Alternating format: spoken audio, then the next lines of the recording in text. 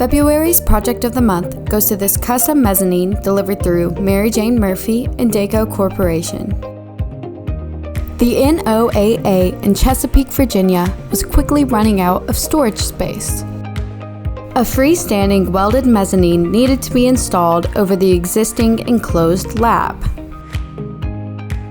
Panel Built delivered an 18 by 24 custom mezzanine. Because the structure was installed over an existing workspace, great detail went into the mezzanine layout and column space to accommodate the current structure. Overall, the mezzanine added additional storage by harnessing the vertical space in the warehouse. Thanks to Mary Jane Murphy and Daco Corporation for the great photos and ensuring another successful project.